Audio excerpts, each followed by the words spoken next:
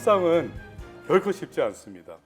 제가 2002년도부터 현대에서 10년 정도 근무를 하고 MBA를 하면서 협상을 배우고 삼성에 와서 근무를 하다가 이제 협상을 하게 됐는데 협상 강의를 하다가 이제 컨설팅 요청을 받기 시작했습니다. 그래서 저같이 실력도 없는데도 불구하고 기아자동차나 삼성이나 SK나 여러 기업들의 컨설팅을 했습니다. 정말요, 강의하는 거랑 컨설팅하는 건 너무 큰 차이가 있습니다. 그만큼 현실의 협상은 결코 쉽지는 않습니다. 하버드 협상 스쿨에서 협상 교육을 받은 분들은 종종 있습니다. 근데 하버드 스쿨의 학장님이 직접 강의를 듣고 한국의 협상 강의 너처럼 잘하는 사람 처음 봤다 하는 사람은 저밖에 없습니다. 자. 예.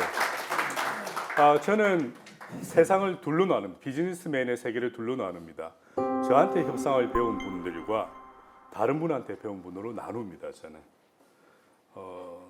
한번 왜 그런지 오늘 한번 보시면 좋겠습니다.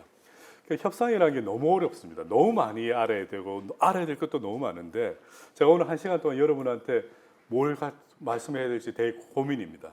하지만 오늘 아까 원장님께서 말씀해 주셨는데 너무 무겁지 않게 재미있게 하지만 유익한 내용을 했으면 좋겠다 해서 레프 톨스토이의 이야기를 생각합니다. 뭐 많이 하는 것도 중요하겠지만 꼭 필요한 것만 알고 합시다라는 이야기를 저는 여러분과 나누면서 시작하겠습니다. 루이 11세를 아시나요? 스파이더 킹이라고 있습니다. 스파이더 킹. 너무나 권모술수가 뛰어났던 루이 11세 프랑스의 왕입니다. 루이 11세는요, 그 옆에 에스트라로즈라고 해가지고 그 별점을 치는 사람, 우리나라 지금 이제 무당 같은 사람을 옆에 두고 통치를 했습니다. 너무 잘하는 거예요, 이 사람이. 하루는 그러는 거예요. 궁에 있던 한 그 귀부인을 보고 저 여인은 8일 있다 죽습니다 하는 거예요. 정말 8일 있다 죽어버린 거예요. 근데 이 왕이 고민하는 거예요. 저게 정말 저 사람의 정기가 맞은 거야? 아니, 저 녀석이 나도 모르는 엄청난 권력이 있었어. 나도 모르게 누구를 사주해서 죽인 거야. 어떻든 쟤는 더 이상 놔두면 안 되겠다. 그래서 죽이려고 작정을 합니다. 그리고는 자기의 첨탑 끝에 있는 방으로 부릅니다. 자네 일로 와보게. 그리고 자기의 그 경비병들이 말합니다. 오면은 그냥 창밖으로 떨어뜨려 죽여버려. 이렇게 이야기를 했습니다. 근데 막상 올라오나니까 마지막으로 한번 궁금한 게 있어서 묻습니다. 자네, 내가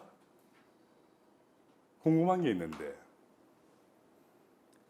내가 언제 죽을 것 같아? 자, 만약에 여러분이 똑같은 질문을 루이 11세한테 받았다면 어떻게 하시겠습니까? 만약에 또 루이 11세가 이렇게 질문합니다. 자네는 얼마나 오래 살 것 같아? 뭐 이런 질문합니다. 어떻게 할까요? 그러니까 이제 이게 이 사람이 이 별점을 치면서 이 사람이 굉장히 똑똑했던 거죠.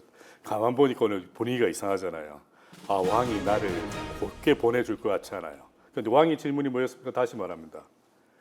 내가 언제 죽을 것 같아? 원장님 어떻게 대답하시겠습니까? 저보다는 오래 사실 것 같습니다. 그럼 내가 타는 오늘 죽여도 나한테 아무 문제가 없겠구만. 그죠? 그런데 이 별점을 치는 이 사람이 이렇게 말합니다. 폐하, 제가 죽고 사흘 있다 죽으십니다. 네, 자기가 죽고 난 다음에 3일 있다가 자기가 죽는다고 하니까 루이 11세가 어떻게 합니까? 조금 전까지는 바로 죽여버리려고 했다가 생각을 바꾸고는 극진히 대접하고 매일매일 의사를 보내서 검진시키고 좋은 것 먹이고 항상 보호했다고 합니다.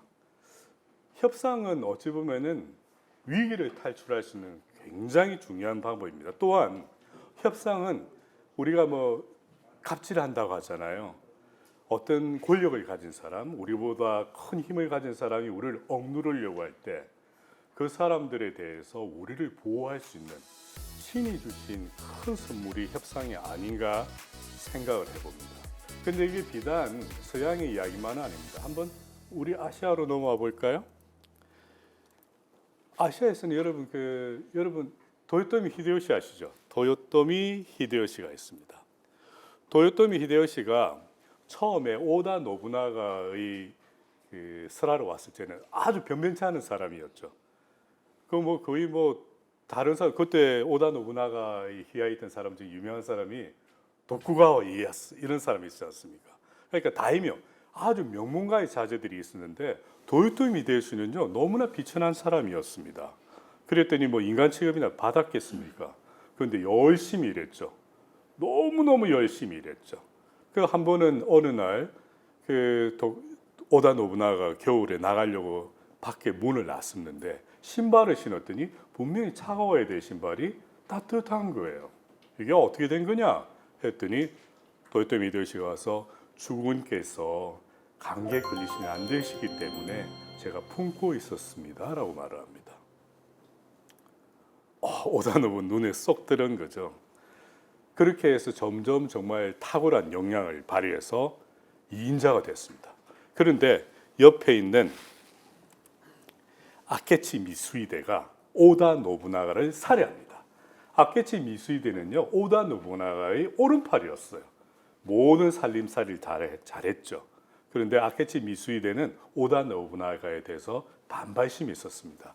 왜냐하면 오다 노부나가가요 아케치 미수히데를 대물이라고 놀리고 일 조금만 잘못하면은 정말로 짓밟았다고 합니다. 그래서 아케치 미수히데가 앙심을 품고 있다가 결국 오다 노부나가를 살해하게 됩니다. 그래서 갑자기 일본 열도가 뜨거워집니다. 과연 아케치 미수히데가 이길 것인가? 아니면은 오다 노부나가의 후계자라고 점찍었던 도요토미 히데요시가 이길 것인가? 그래서 우리가 잘 아는 야마자키 전투가 벌어집니다. 근데 야마자키 전투를 벌이는데 이제 도요토미 히데요시가 그렇게 생각하죠. 병력을 확실하게 더 챙기자 해서 서쩌이 준케라는 한 영주에게 참전해라고 명했는데 서쩌이 준케가 가만 보니까 과연 도요토미 히데요시가 이길까? 아니면은 저 상대편이 이길까? 가늠할 수가 없는 거예요. 그래서 이런저런 핑계대고 참전하지 않습니다. 아시지만은 전장은 야마자키 전투의 성자는 도요토미 히데요시였습니다. 도요토미 히데요시가 서쩌이 준케가 생각난 거죠. 서쩌이 준케 당장 와라 명령이 떨어졌습니다. 서쩌이 준케 어떻게 되겠습니까? 멸문당하는 거예요. 얼마나 도요토미 히데요시가 흉폭합니까? 고민합니다. 뭘 바쳐야 될 것 같은데요. 네, 이게 항상 인생은 갑자기 들이닥칩니다. 뭘 바치시겠? 뭔가 줬다고 합니다. 그랬더니 도요토미 히데요시 굉장히 기뻐했다고 합니다. 그리고는 용서해 줬다고 했거든요. 뭘 바쳤을까요? 서쩌이 준케는 뭘 바쳤을까요? 뭘 바쳤을까요? 군사. 내가 갖고 있는 모든 병력을 다 드리겠습니다. 제 재산을 드리겠습니다. 제 아리따운 딸을 드리겠습니다. 아닙니다. 서쩌이 준케가 바친 것은요. 조그만 2조 차원입니다. 그런데 기자에몽이란 찻잔과 함께 이 서쩌이 저쩌이 도는요. 일본 최고의 명기 중에 하나입니다. 약 10수년 전에 저는 CJ 임원을 만났는데 CJ 임원이 저한테 아주 재미난 이야기를 해줬습니다. 서쩌이 저쩌이 말고 기자에몽이 단연 압권인 1등 도자기인데 이 도자기 실물을 보기 위해서 그때 당시 2,800만 원을 냈다고 했습니다. 그런데 그 실물을 보는데 어떻게 하냐면 절을 3배로 하고 무릎으로 종종 기어가서 손으로 잠깐 들었다 놨습니다. 그게 2,800만 원이라고 했습니다. 대단한 명기죠. 자, 그런데 여기서 궁금한 것은 그것입니다. 보검도 아니고 병사도 아니고 재산도 아니고 미인도 아닌데 왜 도요토미 히데요시는 이 조그만 사발을 받고 그렇게 기뻐하고 용서해 주었는지요. 서쩌이 준케는 뭘 보았을까요? 도요토미 히데요시는 그 천한 신분에도 불구하고 권좌에 오르게 됐고 이제 그가 일본 열도에 실제로 왕이나 다름없는 지위에 오르게 되었습니다. 그런데 그에 대한 세간의 평가는 어떻습니까? 배움도 부족하고 비천한 가문에 흉폭하게 하고 과연 저 친구 도요토미 히데요시 군왕의 자질이 있을까라는 말이 많지 않았겠습니까? 보험을 받았다면 칼제비구나. 여인을 받았다면 호세칸이구나. 별 좋은 소리가 나오지 않았을 겁니다. 그런데 이 조그만 찻잔의 아름다움을 볼 수 있는 눈을 가지고 있다면 내가 무식하지 않다. 그리고 조그만 찻잔에도 용서할 수 있는 군왕의 도량 같은 것을 보일 수 있다는 것을 서쩌이 준케는 정확하게 간파했던 것입니다. 협상은 누구의 눈으로, 누구의 입장에서 봐야 될까요? 상대편. 항상 상대편에서 협상의 원칙이 그겁니다. 내 입장에서 내가 뭘 할 수 있고 내가 뭘 줄 수 있고도 중요하겠지요. 하지만 더 중요한 것은 상대편이 지금 어떤 상황인가, 무엇 때문에 나하고 협상하는가, 무엇 때문에 나하고 거래하려고 하는가를 우리가 제대로 알 수가 있다고 한다면, 그것을 다각적으로 검토해서 할 수 있다면 우리는 또 다른 협상의 국면을 만나지 않겠습니까? 그렇다면 이제 관점이라는 것이 중요하겠군요. 관점. 한번 이태리로 가보겠습니다. 이제 우리가 잘 아는 미켈란젤로의 다비드상을 봅니다. 우리는 그냥 다비드상이 있구나 하지만요, 인류의 역사에서, 서양의 조각사에서 미켈란젤로의 다비드상 이전과 이후로 나누는데, 다비드상 이후로 이 다비드를 압도할 만한 조각사는 아직까지도 없다고 하는 명작 중에 명작입니다. 이 피렌체에 있지 않습니까? 자, 여러분이 이제 미켈란젤로의 다비드상을 보러 갔습니다. 어떻게 보는 것이 제대로 된 관상법일까요? 왼쪽을 보니까 밑에 고기가 꺾여져라 이렇게 쳐다봐야 되네요, 그죠? 그리고 오른쪽을 보니까 멀리서 관조하죠. 전체적인 작품을 보는 겁니다. 자, 미켈란젤로의 다비드상은 이렇게 밑에서 바로 지켜봐야 되는 건가요? 아니면 멀리서 보는 게 제대로 된 관상법인가요?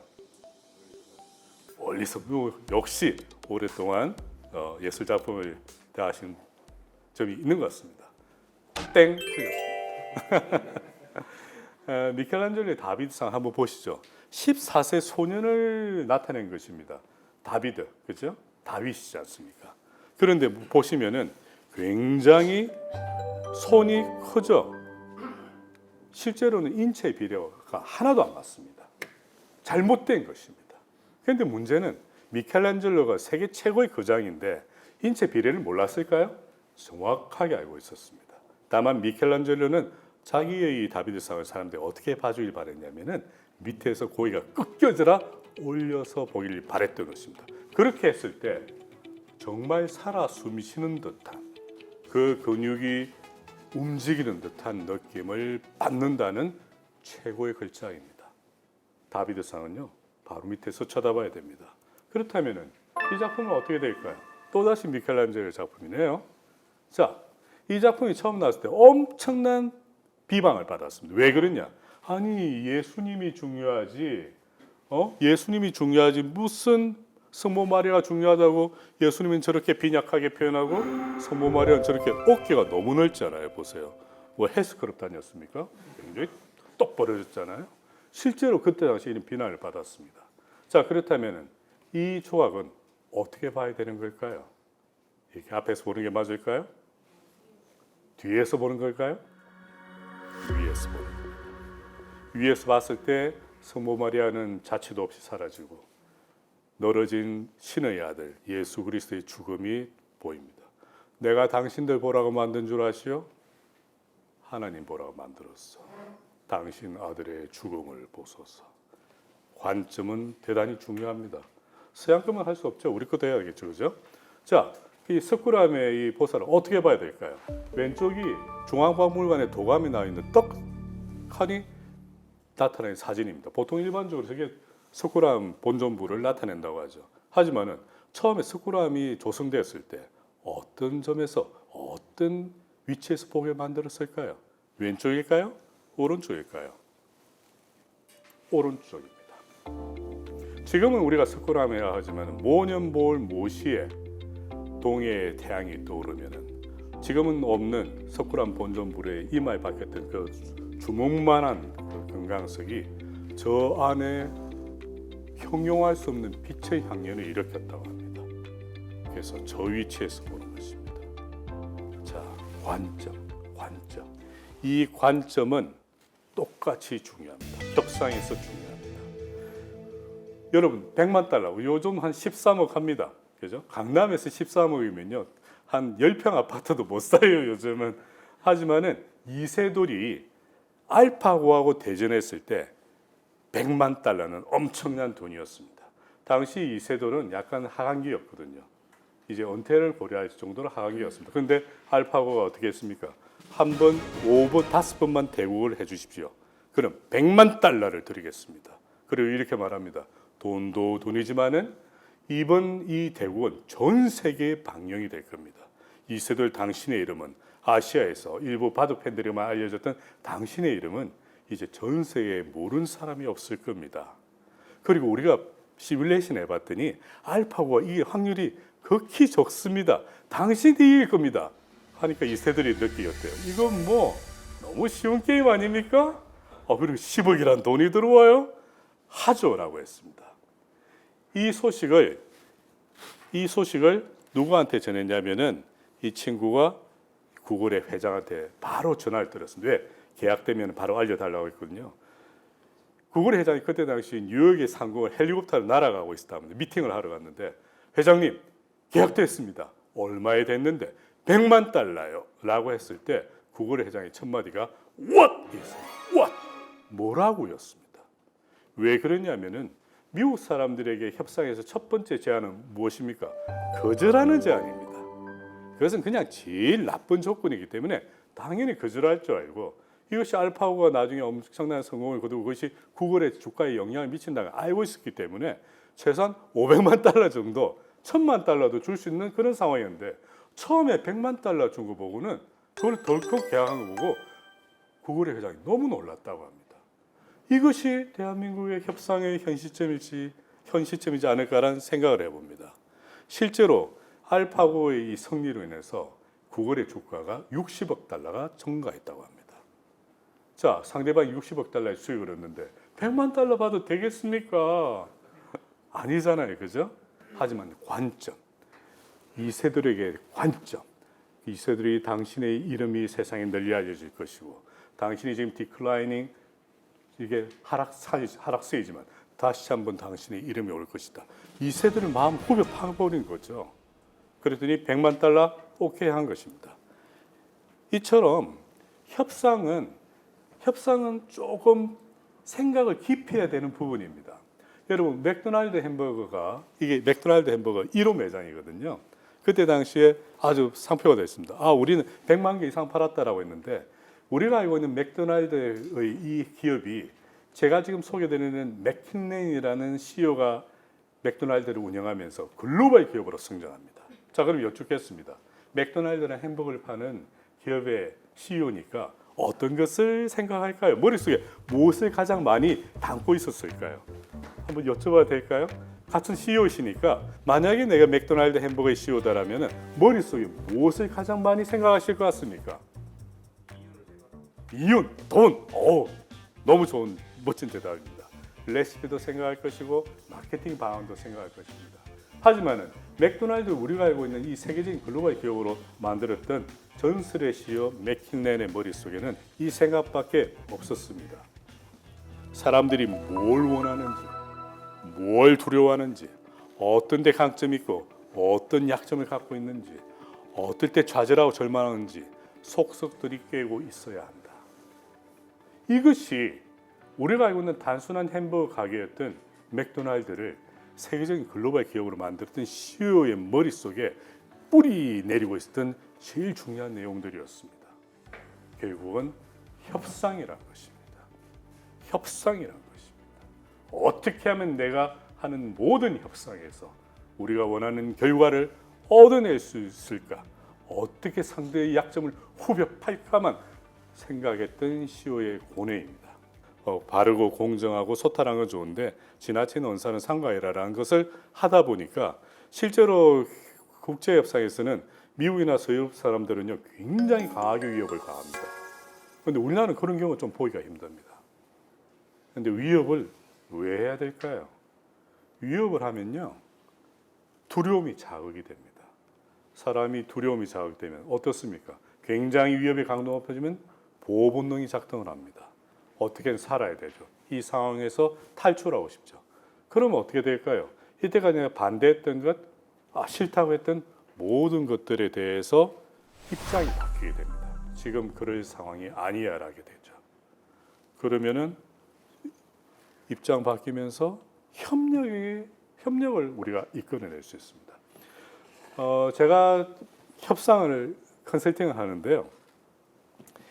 그 영화사 일을 제가 한번 봤습니다. 우리나라 그 한 영화사 협상 컨설팅을 했는데 상대는 할리우드 빅메이커였어요.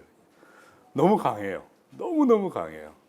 상세하게 여러 내용을 말씀은 안 드리겠지만은 그 우리는 로열티를 영화를 상영하는 데는 로열티를 지급해야 되는데 한 번은 그게 매년 초에 지급하다 보니까 실제로 로열티가 발생했던 때하고는 시간이 차이 나면서 환율차가 너무 나버렸던 한 우리나라의 영화사가 있습니다. 그랬더니 그 할리우드 영화사가 저희한테 그러는 거예요. 이 차액을 내라. 그런데 차액이 굉장히 막대합니다. 못 내겠다. 그리고 우리는 어찌됐든 우리는 원화에 대한 로열티를 이때 우리가 성공한 날 환율에 맞춰 썼으니까 우리는 할 바 다 했다 했더니 이 사람들이 그러는 거예요. 소송 가겠다. 그래서 그 한국 영화사의 대표이사가 저한테 한밤중에 전화가 왔었어요. 10시 반에 전화가 온 거예요. 왜 그러십니까 했더니 아침에 사무실로 와달라 하시더라고요. 왜요 했더니 그 영화사가 소송 가겠다 해서 좀 난감하다. 이야기 좀 하자 해서 갔던 기억이 납니다. 실제로 소송 가기 일촉즉발의 상황이었습니다. 가면요 이기지 못합니다. 계약서에서 명확하게 잘못한 게 우리나라 기업이 맞거든요.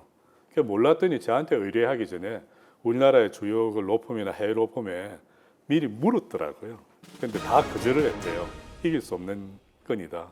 모르고 전 맡았죠. 근데 이제 협상을 하는데 그분들은 너무 강한 거예요. 그래서 런던에 가서 협상을 했습니다. 그래서 제가 했던 말은 이것이었습니다. 그쪽 부사장님하고 했는데 부사장님 소송 갑시다 했습니다. 이 부사장님이 이 친구가 드디어 제정신이 아니구나. 이길 수 없는데 소송을 가져가는구나 했는데 제가 그 말을 했습니다. 부사장님 우리 계약 조건 전부 다 비밀이죠. 그리고 부사장님한테 전 세계 한 1000개 되는 고객들이 있죠. 그 고객들과 모두 영화판권에 대한 로열티 계약 조건이 다르죠. 달라요. 우리가 아무리 협상을 못했다 치지만 우리보다 5% 10%는 우리보다 못한 고객들이 있을 거 아닙니까? 소송 갑시다. 소송 가서 다 까발려 버립시다. 무슨 일이 나겠습니까? 5% 10% 50개 100개 된 업체가 부사장님한테 와서 우리가 한국보다 뭐가 모자라서 우리 로열티 조건이 이렇게 높으냐 낮추자면 낮출 수밖에 없을 거 아닙니까? 부사장님 그렇게 했을 때 우리한테 받겠다고 했던 그 보상금보다 이 줄어드는 로열티 수익이 10배 20배 더 건데 그 회장님이 아시면 어떻게 하시겠습니까? 저 같으면 안 하겠습니다. 그리고 은퇴도 얼마 안 남으셨더라고요. 이제까지 열심히 사셔서 이렇게 고위직까지 오르셨는데 이렇게 잘못된 업무로 회사에 막대한 피해를 끼쳤다면 소장님 은퇴 때 받으실 조건들 쉽지 않으실 것 같은데요. 아무 말씀 없으셨습니다. 그리고 아무 일 없이 끝났습니다. 아무 일 없던 것을. 위협은 협상에서 대단히 중요한 요소입니다. 여러분도 생각해 보십시오. 여러분이 위협을 당하셨을 때 어떻게 했습니까? 그동안에 고집 부렸던 거 내려놓을 수밖에 없지 않았습니까? 양보 받아줄 수밖에 없지 않았습니까? 똑같습니다. 그래서 위협은 대단히 중요합니다. 그런데 왜 이렇게 사람들은 협상에서 내가 그냥 정말 제대로 정직하게 이야기했고 서로 살 수 있는 윈윈 협상을 이야기했는데 왜 안 받아들일까요? 그것이 꼭 나쁜 이야기는 아닙니다. 마치 우리가 짜장면 먹을까 짬뽕 먹을까 고민하는 것처럼 사람들 고민이 있거든요. 뭐 짬짜면이라는 게 나왔지만 별 의미도 없고요. 모든 협상에서 우리의 상대는 우리를 괴롭히려고 하는 것은 아닙니다. 대부분의 것이 우리나라 기업이든 해외 기업이든 대부분 자기가 생각하는 이것이 맞다라고 생각하는 믿음이 있기 때문에 그것을 지키려고 하는 겁니다. 자, 그렇다면 그 사람의 믿음이 잘못됐다. 그 사람의 판단이 사실은 조금 오류가 있다는 것을 알려줄 필요가 있지 않습니까? 어떻게 알려주십니까, 여러분? 저는 포커스를 생각합니다. 우리가 협상은 아직은 사람들끼리 하지 않습니까? 저는 5년 이내에 주요 기업들의 협상은요, AI끼리 한다라고 저는 믿습니다.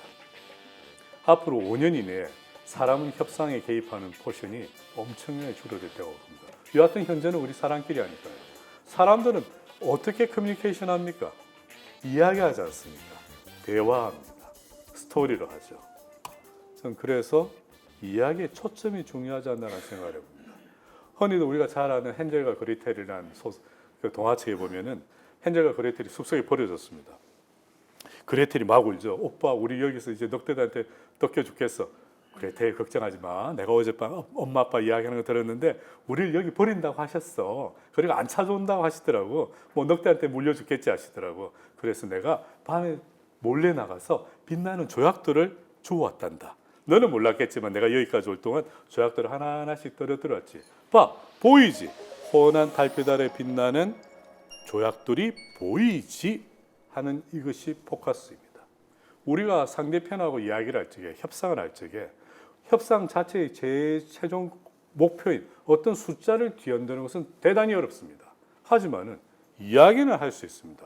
시황이 어떻고 새로운 기술이 어떻고 경쟁자는 어떻고 우리 형편은 지금 좀 안 나쁘고 하는 이야기의 초점을 상대편이 귀 기울여 듣게만 만든다면은 상대편의 생각은 방향을 바꿀 수 있지 않을까요?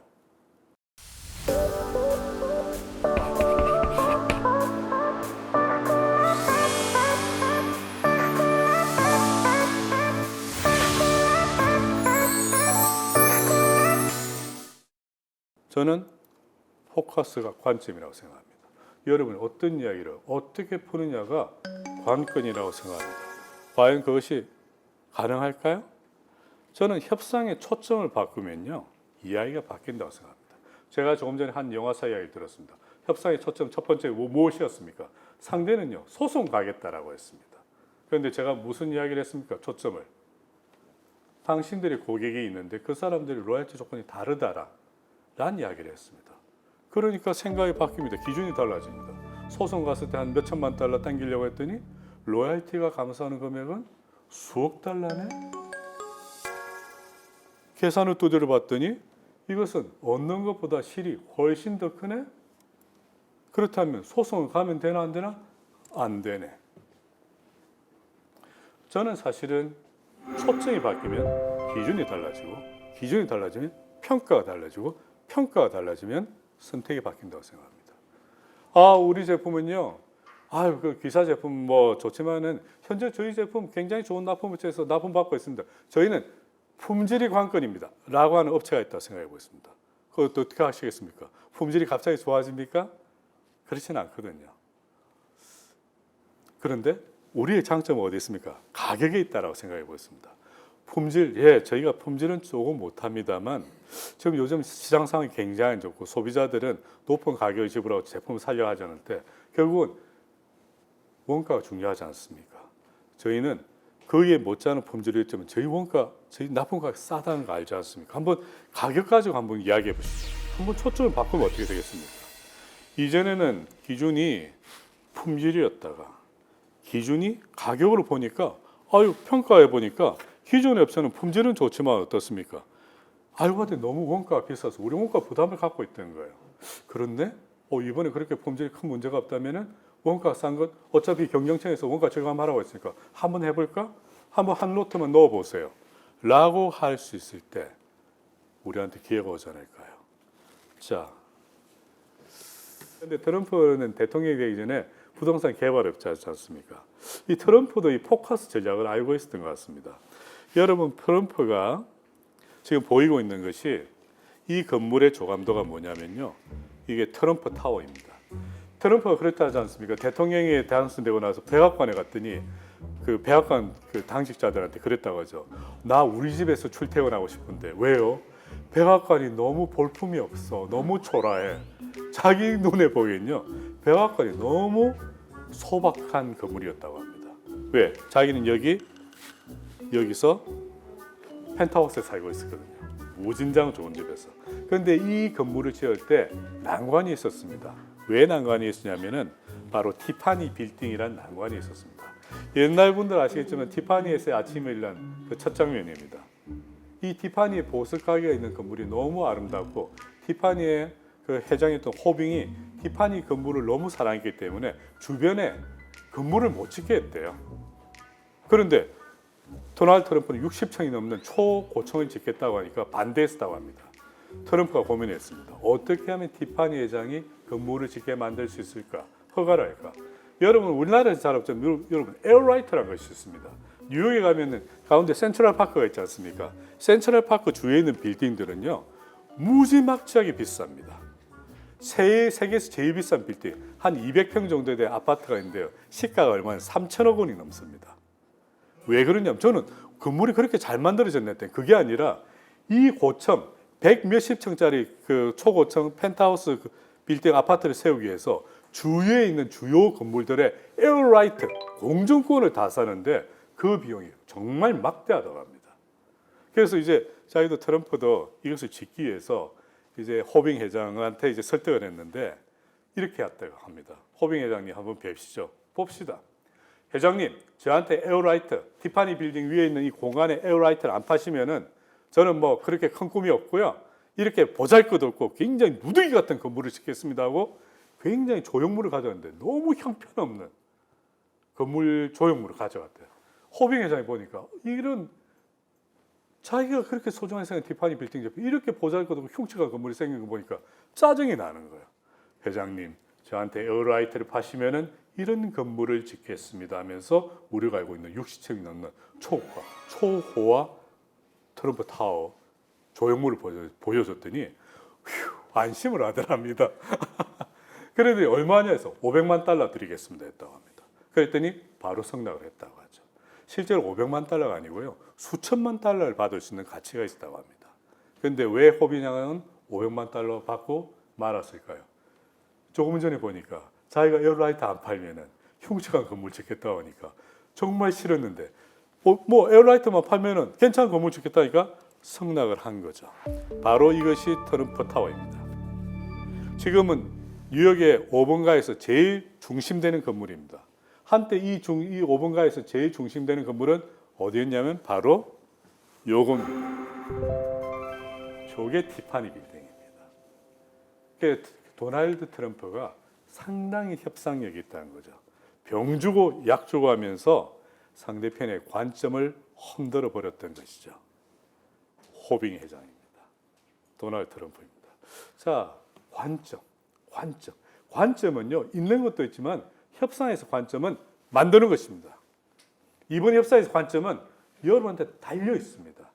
어떤 관점으로 가면은 가장 유리한 결과가 나올까? 그리고 어떤 말을 어떻게 했을 때 상대편은 내 말에 대해서 거부할 수 없게 될까? 고민해야 돼요. 상대편의 눈과 마음과 정신을 송두리째 잡을 수 있는 표현을 찾아내라는 겁니다. 아돌프 히틀러가 말입니다.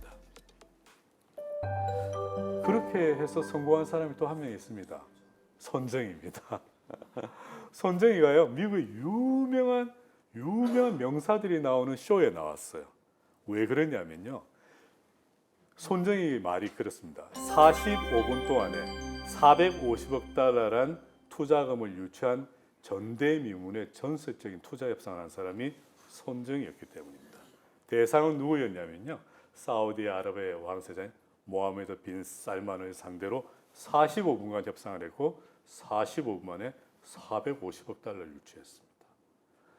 실제로 손정희는 비전 펀드 1,000억 달러 펀드를 시작했는데 사람들이 호응이 좋지 않았어요. 기업들이 누가 저걸 대? 누가 저게? 머뭇머뭇하니까 손정희가 작정하고 MBS 모하메드 빈 살만을 설득하기 시작했습니다. 그래서 모하메드 빈 살만이 손정희와 협상을 하는 장면이 있는데요. 표정 한번 보세요. 적극적인 손정희 모습이 보입니다. 노트북 켜놓고 프레젠테이션 하고 있죠. 모하메드 빈 살만의 눈을 보십시오. 완전히 매료됐습니다. 손정희가 그렇게 말했죠. 왕세자, 저한테 450억 달러를 투자하면 당신이 갖고 있는 비전 2030, 2030년대 사우디아라비아는 완전히 석유에서 경제를 탈피할 것이다. 첨단 IT와 BT 강국, 바이오테크놀로지로 세계를 주름잡을 것이다. 제가 만들어 드리겠습니다. 그러니까 제가 여러 수많은 MBS 모하메드 빈 살만의 사진을 봤는데요. 이런 사진 제가 처음 봤어요. 완전히 매료됐습니다. 그래서 1분에 10억 달러씩 받아냈다는 겁니다. 10억 달러는 1조 3천억입니다. 1분에 1조 3천의 투자를 받아내신 분, 아니요, 100분의 1이라도 받아내신 분 없을 거예요. 이것이 전설의 손정입니다. 손정이는 어떻게 했을까요? 손정이 협상을 어떻게 했을까요? 분석한 거죠. MBS를 분석했습니다. 이 친구가 뭐가 필요할까? 뭐가 문제일까? 내가 어떤 이야기를 하면은 이 친구가 덥석물까? 이 친구의 마음속에 꿈꾸고 있는 꿈은 뭘까? 지금 어떤 상황 때문에 난감해할까? 그걸 어떻게 하면 해결하고 싶어 할까? 면밀하게 분석을 했습니다. 그래서 단순히 투자액을 던진 것이 아니라 사실은 오사마 빈 라덴이란 사람 자체를 협상의 이슈로 삼고 분석해서 모하메드 빈 살만이 결코 거절할 수 없는 제안을 던졌습니다. 그리고 자신만의 강점. 당신 나만 통하면 구글도, 엔비디아도, 애플도, 현대자동차도 한 번에 바로 당신의 사우디아라비아의 그것의 사업을 하게 만들 수 있습니다. 지구상에 나밖에 없습니다. 매료시킨 거죠. 저는 협상을 할 때 이렇게 16개 항목만 찾습니다. 돈, 기술, 사업 운영, 브랜드나 법이나 4개 항목을 잡고 상대가 뭐가 부족한지, 무엇이 필요한지, 무엇을 꿈꾸는지, 어떤 문제 때문에 고민하는지를 저는 16개 항목만 찾습니다. 그리고는 그 중에서 어디를 공략하느냐, 제가 가지고 있는 강점, 제가 갖고 있는 강점이 돋보이는 이슈에 집중해버립니다. 제가 그렇게 컨설팅합니다. 대부분 성공합니다. 저는 설득이란 말을 별로 좋아하지 않습니다. 협상은 설득, 물론 그렇게 해야 될 때도 있겠죠. 하지만 저는 비즈니스 협상에서는 저는 설득이란 말을 별로 좋아하지 않습니다.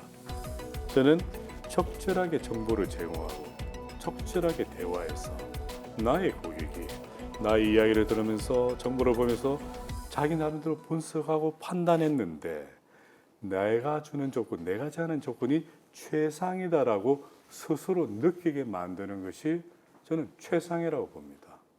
여러분 설득당하고 싶습니까? 저는 설득당하는 거 좋아요. 저는 누구의 압박에 할 수 없이 내주는 거 좋아요. 아무도 없습니다. 사람은 누가 어떨 때 제일 좋습니까? 내 뜻대로 했을 때, 내 판단대로 했을 때, 나한테 가장 유리한 조건이라고 확신이 들 때 가장 만족합니다. 우리는 그런 협상을 지향합니다. 그런데 가만 한번 분석해 보겠습니다. 고객들은요, 엄청나게 많은 시장에 경쟁자들이 있고 정보도 갖고 있고 또 여러 업체들하고 일한 경험이 있습니다. 이거 하나하나 이제 분석을 하죠. 분석을 하는데 결국 이런 분석을 하기 위해서 해야 될 일이 뭡니까? 정보를 수집합니다.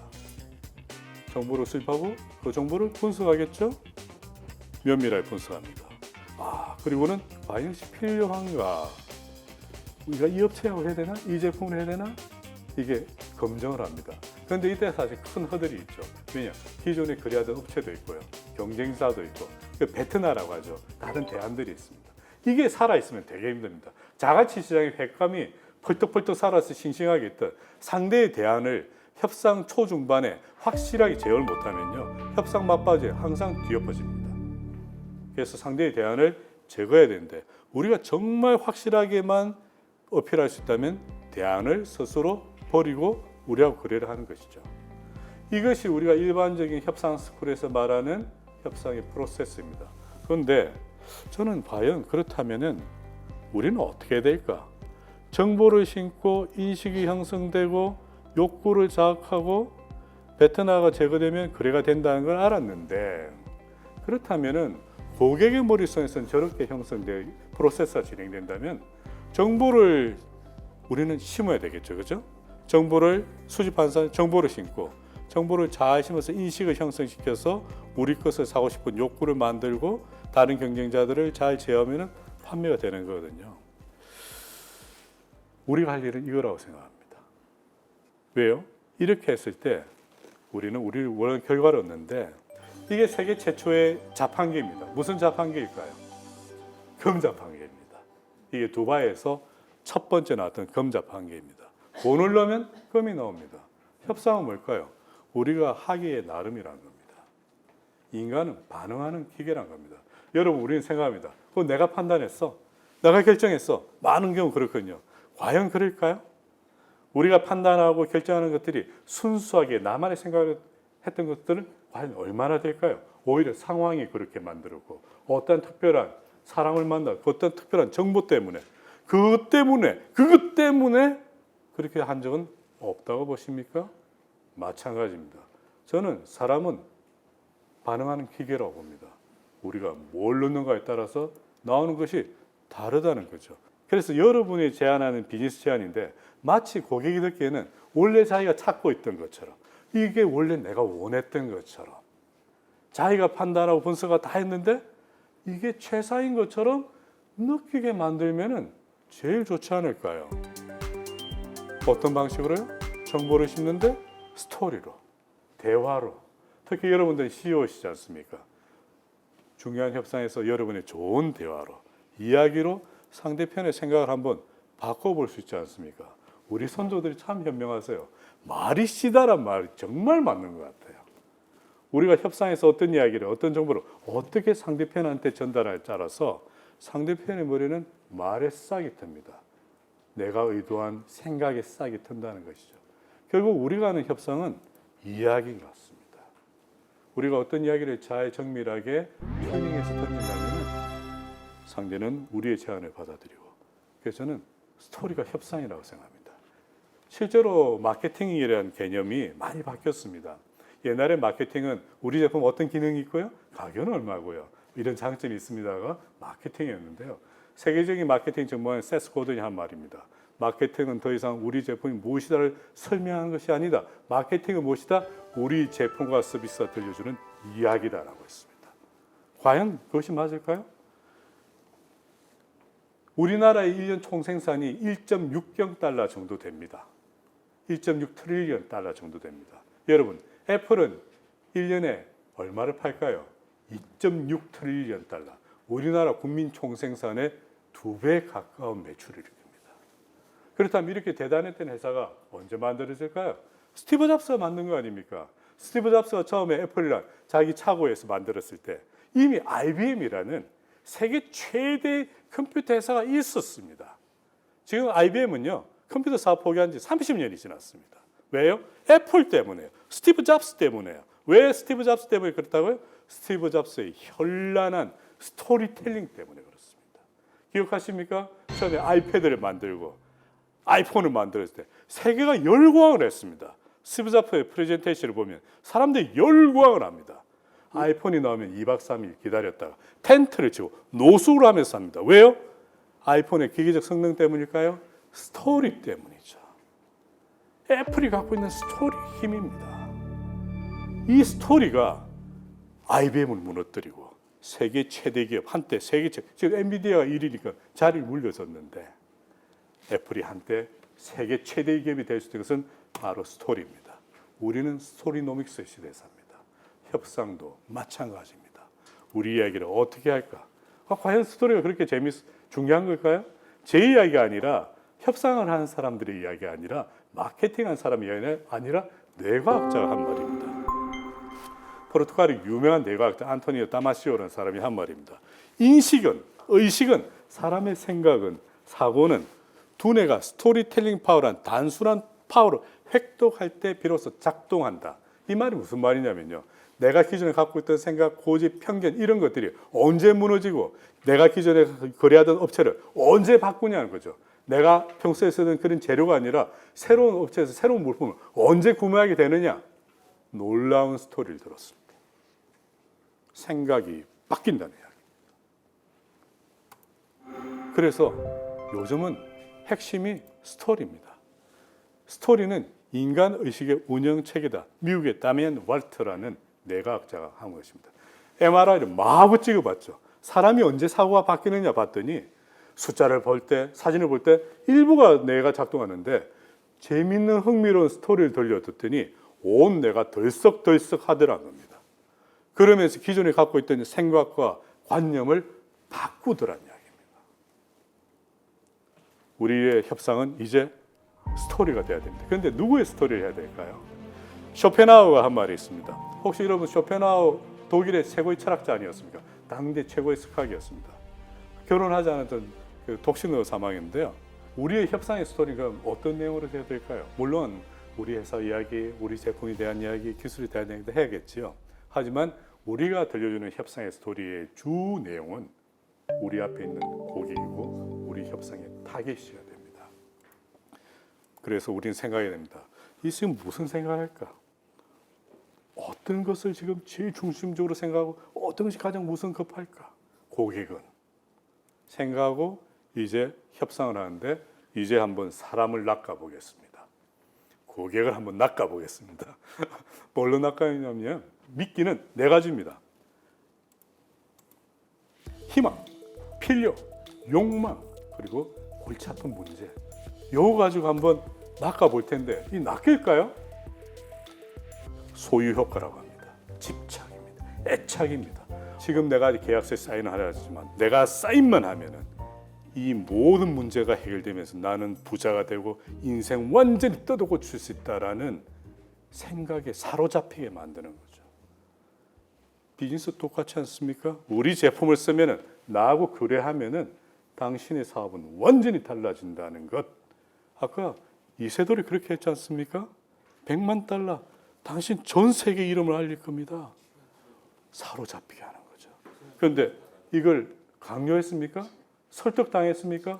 아니죠. 자기가 결정했지 않습니까? 자기가 결정한 거예요. 사람 언제 만족한다고요? 내 뜻대로 했을 때, 내 마음대로 했을 때, 내가 결정했을 때. 바쁘지도 않아요. 지금 여러분 결혼하고 계신 분들 10년, 20년 되신 분들 나의 배우자를 바꿔야겠어. 어려워요. 어려워. 여러 가지 문제도 있지만 사람들은 자기 결정을 굉장히 소중하게 생각합니다. 특히 언제 첫 번째 핵심적인 사안을 다루고 그때 결정하는 데 대해서 오지간해서는 안 바꿉니다.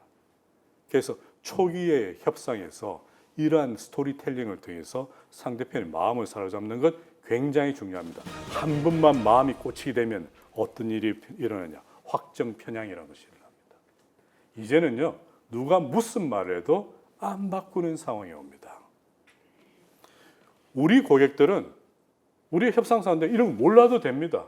내가 그냥 상대편은 정말 중요한 이야기를 들었고 꼭 알아야 되는 정보, 그리고 내가 몰랐던 것을 알게 되는 그런 소중한 시간만 느끼면 됩니다. 하지만 우리는 소유 효과, 자기 결정 합리화, 확정 편향이란 단계를 아주 주도 면밀하게 스토리로 진행해 버린 겁니다. 저항도 없고요, 반발도 없습니다. 이런 확정 편향이라는 것은 무엇이냐? 확정 편향이라는 것은 자신의 견뎌되는 주장이 도움이 되는 정보만, 그것이 진실이냐 아니냐 떠나서 선택적으로 취하고, 무슨 말이냐면요, 그냥 자기가 원하는 대로만 선택하고 이것이 나한테 내 결정이 맞다 하면은 받아들이고, 아니라면은 사실이라도 안 받아들인다는 거죠. 그런데 비즈니스에서는 이런 상황이 만약에 우리 회사의 제품에, 우리 기술에, 우리 서비스에 만족한다고 어떻습니까? 우리는 이걸 다른 말로 로열티라고 부릅니다. 그래서 우리는 협상을 할 때 확정 편향을 이렇게 해야 됩니다. 그러면은 더 이상 우리 경쟁사에 눈을 돌리지 않게 되고, 누가 아무리 좋은 이야기를 해도 안 듣게 되고, 도대체 막무가내 요지부동으로 우리하고만 거래를 하게 되는 겁니다. 확정 편향은 아름다운 것입니다. 처음에는 이렇게 잘 협상을 진행하면, 처음에는 받아들일 수 없는 수용 불가의 제안이었으나 이런 스토리텔링으로 상대편이 우리 제안을 받아들이지 않으면 큰 사고가 난다, 큰 위험이나 로스가 생긴다는 것을 적절한 이야기를 통하게 되면 처음엔 받아들이지 않는 조건이 최선의 제안이 되어버리는 것입니다. 제가 말씀드린 이 모든 프로세스를 우리가 뭐라고 부르냐면 리프레임이라고 부릅니다. 협상은 어떤 한 가지 조건을 받아들이기 아니라 상대편의 사고, 우리 고객의 사고 자체를 리세팅하는 것입니다. 이것이 최고의 협상입니다. 협상은 설득이 아닙니다. 협상은 무엇일까요? 협상은 상대에게 자기 확신을 심어주는 고도의 논리적이고 심리적인 과정입니다. 상대는 협상한다고 생각하지 않습니다. 상대편은 여러분이 위협한다고 생각하지 않습니다. 상대편은 여러분이 정말 중요한 정보를 내가 미처 깨닫지 못했던 위험까지 알려주는 훌륭한 여러분의 파트너로 생각하고 결코 여러분을 배신하지 않고 여러분에게 최선의 결과를 가져주는 정말 좋은 친구로 만들어줍니다. 이상입니다.